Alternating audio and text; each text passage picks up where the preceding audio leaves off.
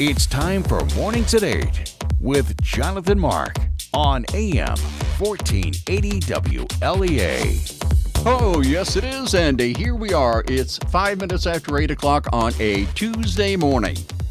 That's right, Tuesday. The best that can be said for Tuesday is at least it's not Monday, so we needn't go through all that all over again. Okay, it's another, boy, sure does feel like fall. I left the house this morning. It was 44.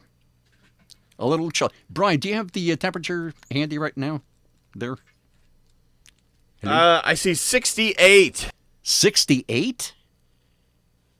That's the outside at 68? I don't believe that. That's No. what it says on my phone. Well, maybe, dude, what does your phone know? Hey, anyway, okay, well, never mind. Well, just never mind that. Yeah, but it is another like a low fog or low clouds or something over the valley. And from here on Mount Ashbaugh, your phone. Okay, fine.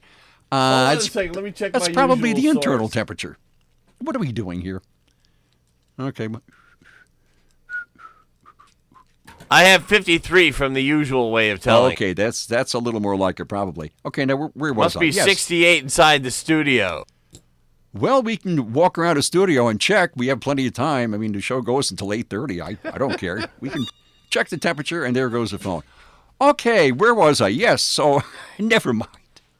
Low clouds or fog or something like that. And from here on Mount Ashbaugh, it's another day. It's like a Japanese print because you have this beautiful fog, and just the hilltops are showing here and there, and it's really, really nice. What a beautiful morning. Let me see here. Well, what's going on? Well, there's let me see. I got this from Metro. As a matter of fact, Brian had the story too. New law requires New York schools to observe 9/11 anniversary. New York schools are required to provide a moment of silence to observe the anniversary of the 9/11 terror attacks, according to a new state law approved by the governor on Monday, yesterday. The law calls for a brief moment of silence at the beginning of the school day every September 11th to encourage dialogue and education in the classroom among a new generation of students who weren't alive during the 2001 terror attacks. And you think of that, this is 2019, and they weren't even alive during the attacks. Our granddaughter was born, let me see, 3 weeks before the attack. So she was 3 weeks old. And this year she has started college. So you just kind of wonder. I mean, adults, people in their 30s, 40s, 50s and up, we're well aware of what happened because we were right here. We were watching the thing live on TV, But that entire generation wasn't even around. They weren't alive, So you kind of wonder what they have been taught. What do they think of the attacks on September 11th, 2001, which occurred just about the time that they were born, just right around there? And you kind of wonder what they've been taught all these years and what they think of what happened, Now, I'll be seeing our granddaughter this afternoon, and I think I'm going to have a little discussion with her and ask her what she's been taught about, because I never bothered to. But I will this afternoon. I'm going to ask her what she's been taught about the attack, or the attack plural, on September 11th, 2001. I'm just kind of curious. Anyway, the governor says, let me see here, 9/11 was one of the single darkest periods in this state's and this nation's history. And we owe it to those we lost and to the countless heroes who ran toward danger that day. I mean, they ran toward danger that day. And the days that followed to do everything we can to keep their memory alive, said the governor. By establishing this annual day of remembrance and a brief moment of silence in public schools, we will help ensure we never forget, not just the pain of that moment, but of the courage, sacrifice, and outpouring of love that defined our response. And we were kind of united, at least momentarily, just for a couple of days. And then it all got back to usual. And then came all the conspiracy theories and all that. So, let me see. The law was sponsored in part by Assemblywoman Stacey Amato. She's a Democrat from Queens. And she says students graduating from high school as part of the class of 2019 were just newborns during the terrorist attacks of September 11, 2001. And soon enough, there will be no students in the national public school system born at the time of 9/11. By mandating a brief moment of silent reflection every year, we may ensure that future generations will better understand that day and its significance in our history. And tomorrow, on the 18th anniversary of the attack, I have a couple of interesting personal stories about how the attack affected me. I wasn't even there in New York City, right? As a matter of fact, I was right here in this station, and yeah, it had a profound effect on me. Okay, let's see here. Another New York story. Now, recently, I had stories about how New York is one of the rudest states in the country. I think it's the only ruder state is New Jersey or something. I don't know. And also, it's a terrible place to retire. And that being said, yet a new study by Wallet Hub finds that New Yorkers are actually pretty content despite their gruff reputation. The Empire State ranks among the happiest states in the nation. So we're rude and happy, and it's a bad place to retire. So I don't understand that. Anyway, the Empire State ranks among the happiest states in the nation, happy New Yorkers, thanks in part to a low suicide rate and a high life expectancy, a new study shows. The personal finance website Wallet Hub ranked the 50 states for happiness based on 31 metrics of community, work environment, and emotional and physical well-being.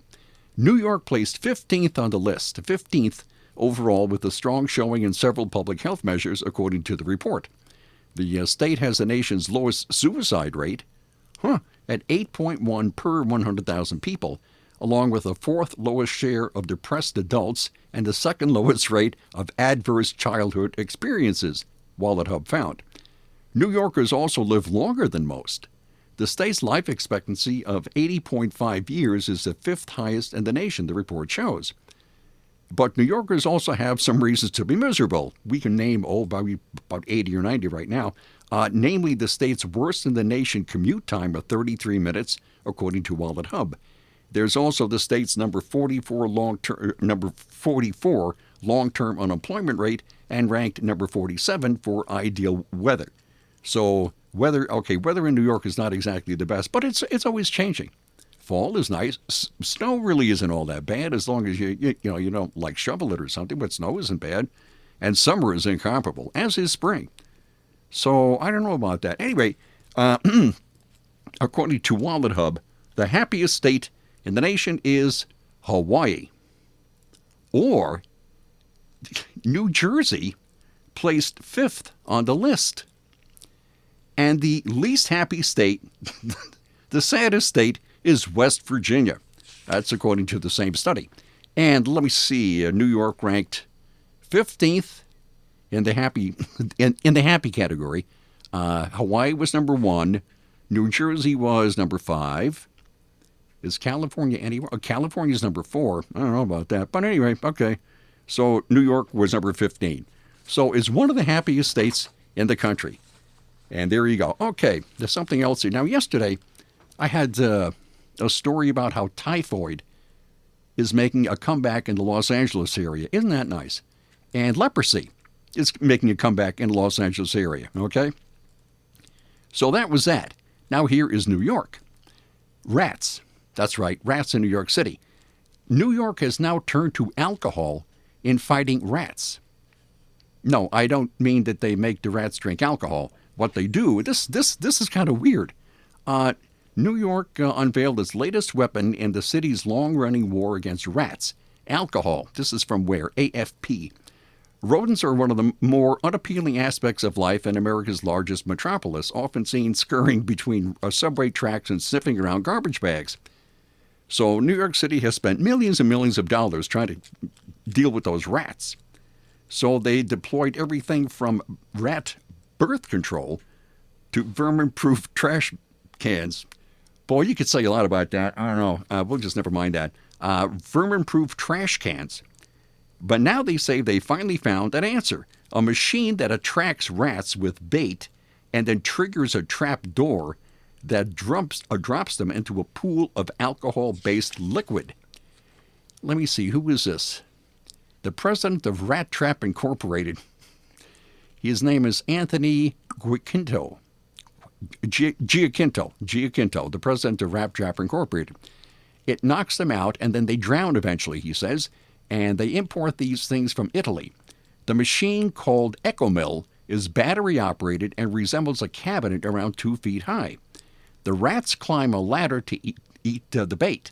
A sensor deploys a trip lever which plunges them into a tray that can hold 80 rat carcasses. Isn't that nice? I hope you've had breakfast already. A total of 107 furry rodents met their end this way during a month-long trial around the grounds of the Borough Hall in Brooklyn. During a rather macabre demonstration, that's probably the right word too, during a rather macabre demonstration for journalists outside the building last Thursday, sanitation workers opened the container to reveal several dead rats floating in a green liquid. Let me see. The borough president, Eric Adams, said it's humane and environmentally friendly. I don't think the rats would look at it as humane, but that's what he said. Of course, if they die drunk, who knows? He declared the trial a success and said it would be rolled out in some of Brooklyn's more rat-infected areas. Let me see. New York rats are notorious, and legend has it that there are as many rats as humans, more than 8 million in New York City, although that figure has been debunked as a myth by a local statistician. Huh. Okay, fine.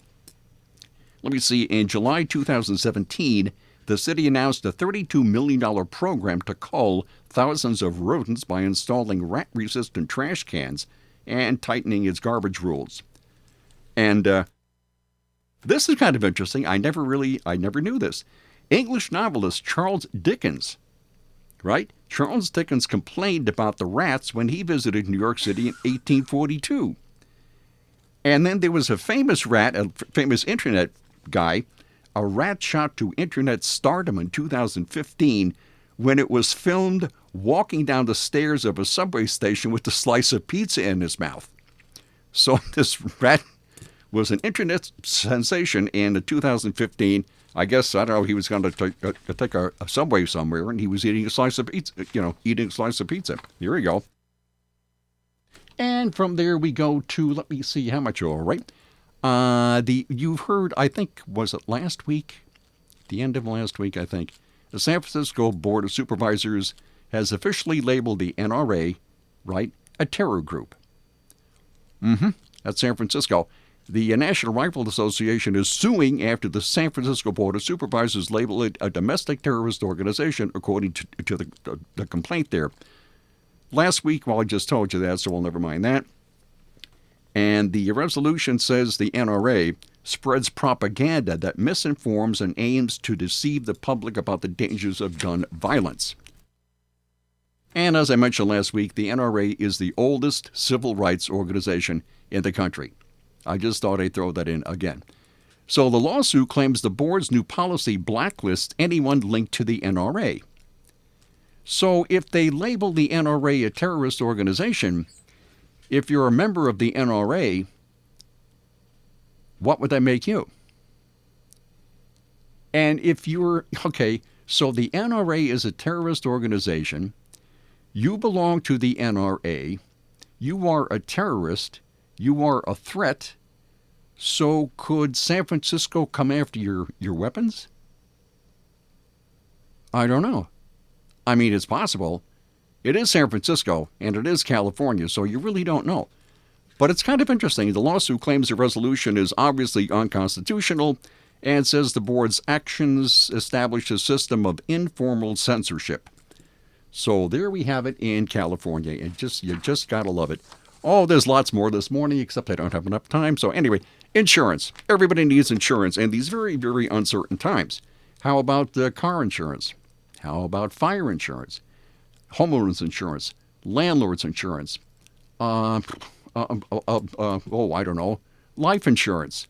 Tenants insurance? Everybody needs insurance. If you're a tenant, you don't think, I'm a tenant, I really don't need insurance. Yeah, well, let's say that something happens, and there you go. And you can find all those types of insurance and more at where else? That's right, the Ryan Agency. They have 3 offices in Hornell, in Jasper, and Wellsville. They are insurance experts. They're local people, so they know the area. Chances are they know you too, okay? They're friendly, they're local, they offer sound, unbiased advice. They're insurance experts, and they don't deal with just one insurance company. They check all the insurance companies out there and say, which would be the best for you with your circumstances? And that's what they do. They are really, really good. Give them a call. They are the Ryan Agencies.